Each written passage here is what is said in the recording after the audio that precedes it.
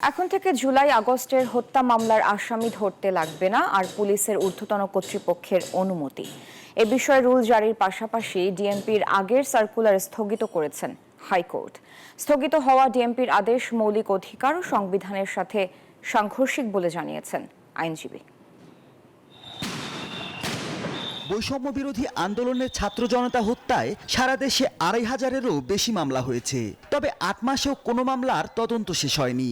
পুলিশের একটি পক্ষ মনে করছে অভ্যন্তরীণ রদবদল, কর্মকর্তাদের উপর অতিরিক্ত চাপ ও বিশ্বস্ততার জায়গায় যেতে না পারা তদন্তে বিলম্বের বড় কারণ। এছাড়া ঢালাও মামলা ও গ্রেপ্তার বাণিজ্যের অভিযোগও রয়েছে।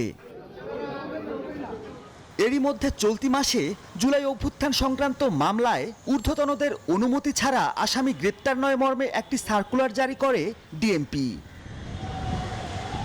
এই আদেশকে মৌলিক অধিকার ও সংবিধানের সঙ্গে সাংঘর্ষিক উল্লেখ করে উচ্চ আদালতের দ্বারস্থ হন সুপ্রিম কোর্টের এক আইনজীবী। বুধবার শুনানি শেষে সেই সার্কুলার স্থগিত করেছেন হাইকোর্ট।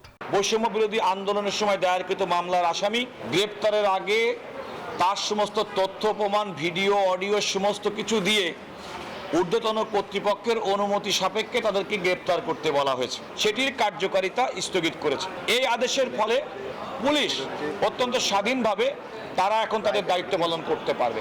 হাইকোর্টের আদেশে জুলাই অভ্যুত্থানে মামলার বিচার প্রক্রিয়া সহজ ও ঊর্ধ্বতন কর্তৃপক্ষের হস্তক্ষেপ কমবে আশা আইনজীবীর।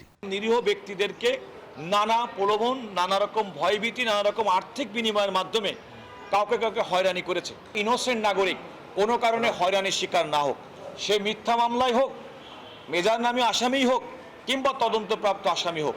কোনো নির্দোষ ব্যক্তিকে হয়রানি না করতে পুলিশের পক্ষ থেকে নতুন করে অফিস আদেশ দেয়া যেতে পারে, মন্তব্য রিটকারীদের।